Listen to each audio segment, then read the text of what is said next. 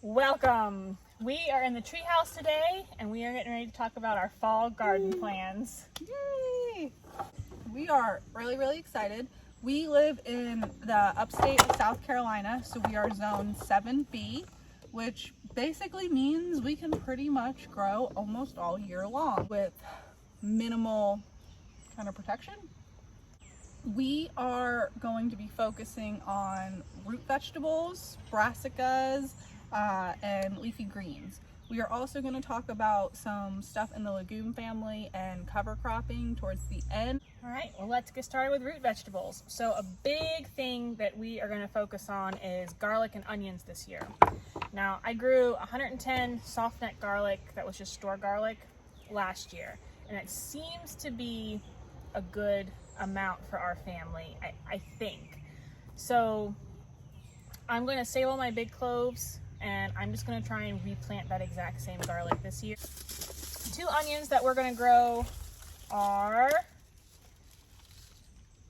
this is a good storage onion. It's a red onion.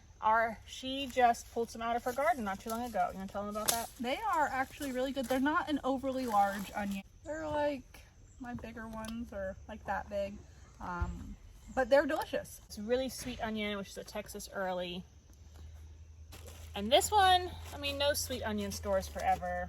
I think this one only stores, I think it was like 3 months. I plan to do my onion seeds starting pretty much in August. I'll probably start them inside and keep them inside till they get to be like 5-6 inches, and then get them out into the garden. That way they are big enough to overwinter, but you don't want them to be too big because they will bolt on you in the spring if you put them out too big. So timing on that is important, and I'm going to shoot for starting them probably middle to late August and getting them out before the frost. But we also have some potato onions coming, and potato onions are really neat. It kind of goes on the rules like potatoes do. You plant everything out, and you harvest everything, you eat the big, you replant the small. And they grow like in a cluster, so you get like a cluster of onions all together.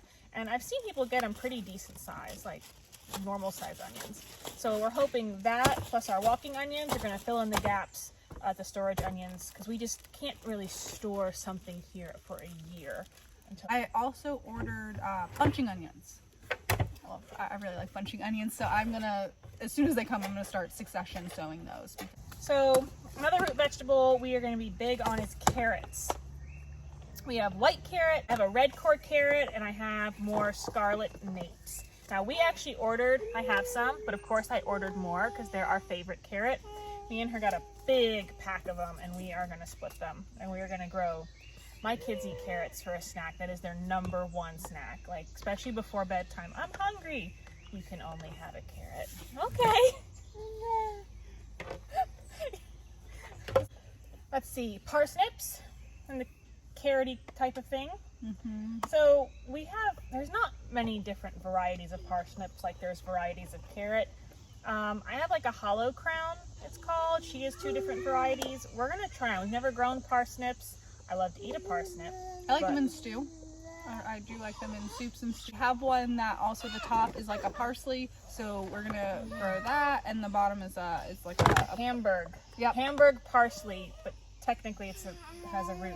Yes, so you can eat the root and you can use the top as like a parsley type seasoning. And the rutabaga. I love some rutabagas. They are so sweet and delicious. And I can't wait to have a homegrown one because the store ones are delicious, so I can't imagine. I'm excited. I haven't had most of the root vegetables that we're growing. I haven't had rutabaga, turnip. I've only had radishes like cold in a salad. So I'm excited. Root vegetables store really well, and they're pretty filling, and I have 2 little boys that are hungry. So filling foods. Filling bellies is a big mom job, and as mom gardeners, that's all we think about is how can we use the garden to fill bellies. Something we're going to try and grow is kohlrabi. Neither one of us have grown it before. We know there's green and purple varieties. I don't know what this is because once again it's a library seed and it's just labeled kohlrabi. So I think I got one from the library that actually says purple kohlrabi. this might just be green then. Neither one of us particularly like beets, so we're gonna grow them. Homegrown beets might be different. I like golden beets. Okay. If not, we will know for next year to not waste the space on the beets. I mean, you know what though? There's a lot of like health benefits to beets. So if I don't like them, what I will probably do with mine is dehydrate them and blend it and turn it into capsules. I think I'm gonna like the greens. I like a cooked green. So I think if I don't like the beet, I can at least cook the greens like I would a collard or we're talking about beet greens, and they do a lot of kale. I pretty much only do like dinosaur kale, and I do a little bit of lettuce. I will do cooked greens, so I will be going to be doing a lot of collards and mustard greens over this winter, and they grow really, really well through our winters, and they actually get quite a sweet leaf because of being frost kissed. They're a lot better. So my greens, I actually did there's a couple videos that I did where I had cut out my kale and I cut out my Malabar spinach, where I cut out my kale and chard. Those are actually sprouting again because I cut them at the bases to leave the roots in for the organic matter to help with the soil life. So what's happening is they're all sprouting up. I have watermelons there.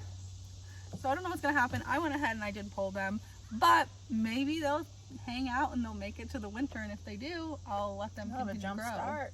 So that'll be, we'll see how that goes. But that's a fun little intercropping experiment that I didn't plan. I am going to start chard, lettuce greens, collards, mustards as well. I'll probably get those started probably next month.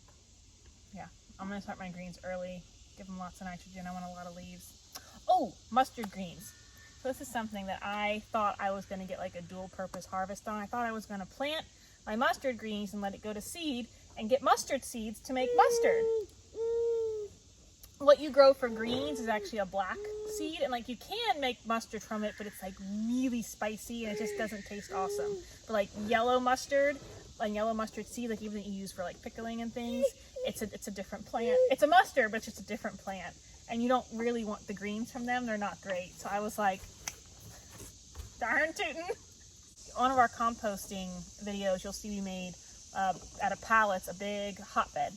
I want to try and grow in either a baby pool or just take a bag of compost and set it on top of the other compost, and then just open the bag and put something over it and just grow greens in that soil, but let the heat from the composting hotbed come up and help them. So Charles Dowding does that for his seedlings, but he has a giant compost bin inside his giant greenhouse. So I'm going to see if I can't do it outside. What's next? Broccoli. Brassicas. Brassicas. I'm excited about some brassicas. Brassicas. We can't grow brassicas in the, you can't even try. And it's not even oh, they go to seed. Oh, it's the bugs that mutilate them. Good. No, they don't taste They don't good. taste good. But you can't have winter without brassicas. So we're doing, we have the purple sprouted broccoli. I have Romanesco broccoli. Last thing, and I'm actually probably most excited to grow this, is cabbage.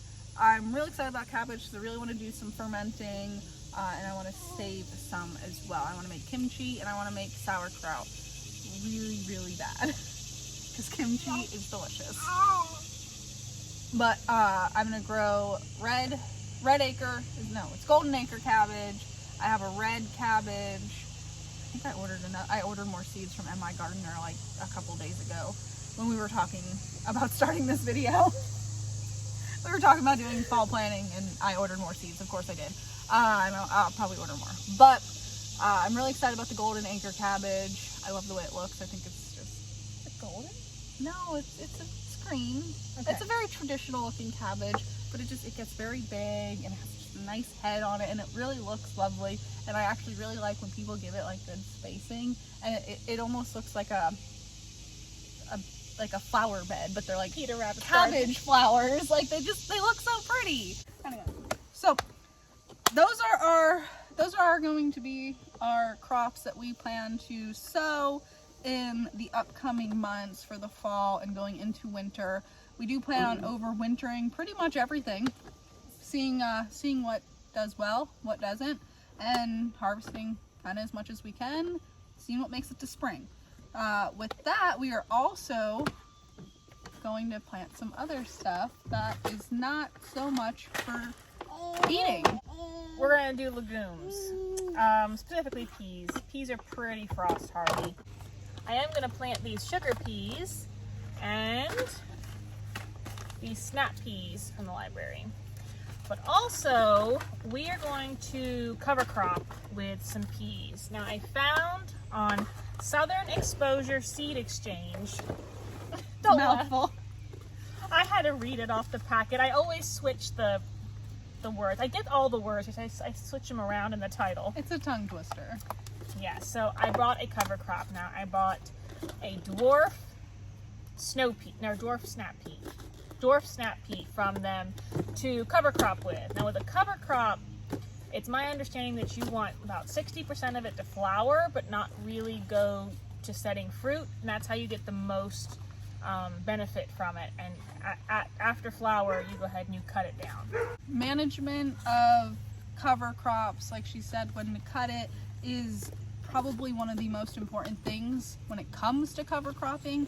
Cover cropping can be extremely beneficial to your soil, but it can also become like a giant headache and a nuisance. So understanding what you're planting and why you're planting, like Molly has some very specific reasons for why she wants to cover crop that are a little bit different than why I want to cover crop, where she's kind of trying to fix things in her soil, and I'm more so just trying to keep my soil photosynthesizing and creating energy for the bacteria that live in it. So our goals are a little bit different, and what we're looking to do with that is a little bit different. So keep that in mind if cover cropping is something that you're learning about and interested in and wanting to apply to your garden. But understanding when to take it down, understanding how you're going to terminate it is a critical point to cover cropping. If not, you will probably hate cover cropping. It's management in the winter when you're not really thinking about gardening. And I would even go to say it's almost a little more management than, like, we're talking about growing broccoli and cabbage and things like that. Like, I'm going to focus a lot on these cover crops because I don't want them throwing seed down and becoming a weed for me later on in the year. So understand that, because you can buy a lot of cover crop mixes, and if you have a lot of cereal grains in there, understand what's in there. Like when I cover crop, I'm probably going to use some white clover. I was looking at some red clover, but given the growth habit of the red clover, where I want to cover crop, it won't be very appropriate. Like I want my cover crop to remain kind of low to the ground. I don't want it to grow tall. That's just because of where I'm going to put it, because it's going to be in my garden and I'm going to still be using it in my garden. So I am trying to cover crop around my stuff. I don't have a field that I'm just going to cover until spring. Yeah.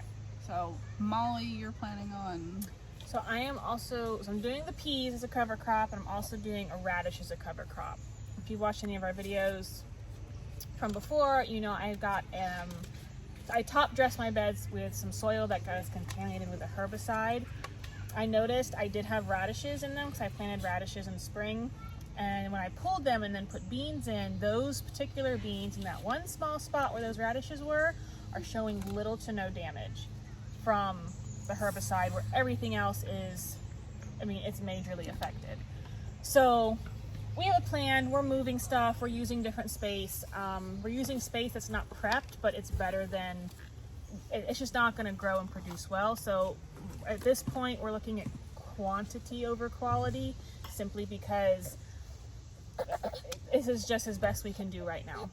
And the quality is probably going to be better than in the store, because that being said, yes. If there's anything I've learned in this season about organic gardening, Pesticides. Yeah, organic They're just pesticides. organically derived. They are just still toxic, and they will pretty much, unless it's BT, they will kill everything too. So they kill your pollinators, they'll kill all your beneficial bugs.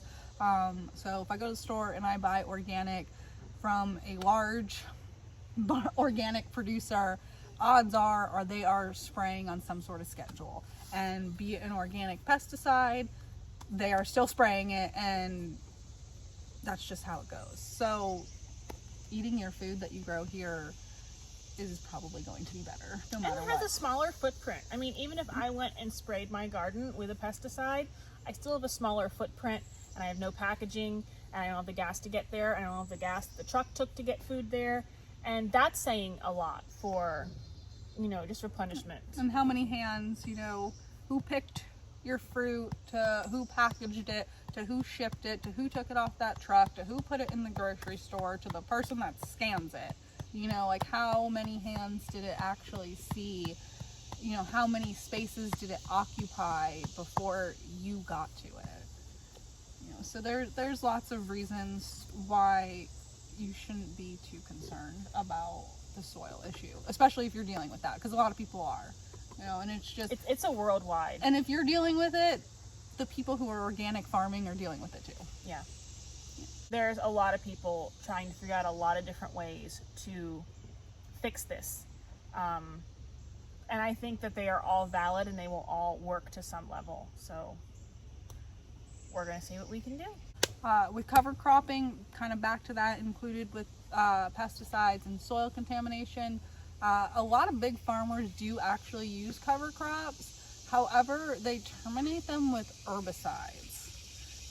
And that's a thing. So keep that in mind, and you're probably not going to want to take that method. If you're trying to implement no-till and organic methods into your garden space, if you're planning on cover cropping, it brings an enormous amount of benefit to your garden, but you have to know how you're going to take it down. So what is your plan for taking it down?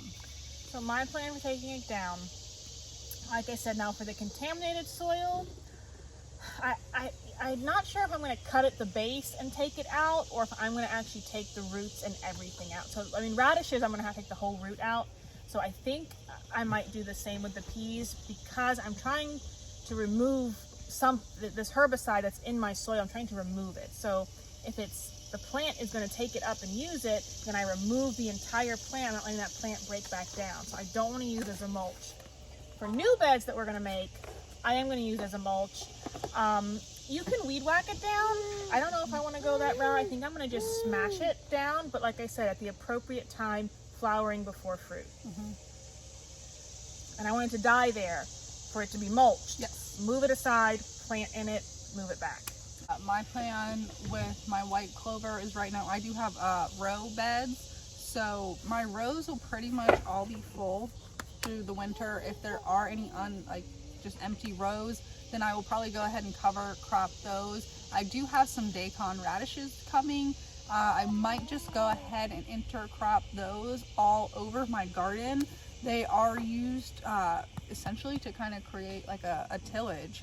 But we have clay soil because we're in South Carolina, which isn't a bad thing, but it can get compacted, and that's a great way to kind of help break up some of that compaction. So I'll probably intercrop the daikon radishes into my rows with my other crops. And then my plan is to use some white clover and possibly something else. I haven't decided that yet, but diversity is good, so I probably will do something else into my rows. But that's going to be something that can tolerate kind of being stepped on. So it's just kind of... When she says rows, she means her walkway. Yes. In between her rows. So where she's going to walk is what she's going to cover crop instead of having bare soil. Yeah, because right now we have mulch, which is beneficial to have your soil covered, but I would like to have the cover crops in the aisleways, because when you have plants growing and you have roots in the ground, you are essentially creating solar energy, right? You are consistently photosynthesizing. So you're taking all of this sunlight, all of the energy, and you're consistently putting it into your soil and feeding all of the life that's in your soil. So that's ultimately like the reason to do the cover cropping.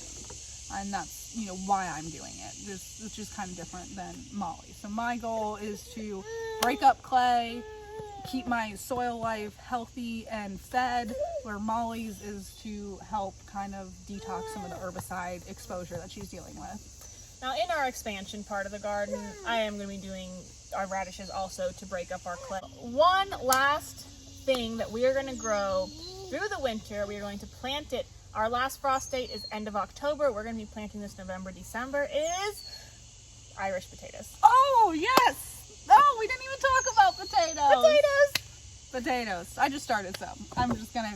I got more to start. I'm just going to keep going. Where we live, it's more beneficial to keep sowing potatoes and taking little harvests because storing them is really hard where we live. Unless, I mean, you have a root cellar. You have a root cellar, you have a cold room, but... I don't. Yeah, no. We just live in a house. If you've watched my videos, you know my pantry sprouts potatoes. It does not store potatoes. Everything, yeah. So, Irish potatoes. You kind of dig kind of like a trench. You put grass clippings, brown leaves, potatoes, brown leaves, dirt. And the theory is that it will get warm underneath the potatoes as the grass and leaves break down, and that potato will send roots down all winter long. Even if it tries to come up, it's gonna hit cold and it's gonna stop. Or even if it comes up a little bit, it's gonna die off and it's gonna stop trying to come up until it feels warm consistently. And then they're gonna come up after having grown roots all winter long, and you're going to get a really early harvest and an awesome harvest. And we hope you plant a fall garden. We hope this was some guidance on like what is possible for fall, especially in the South. As having the passion to learn something is what gets us through hard times. Thank you for letting us share our passion with you. We'll see you tomorrow.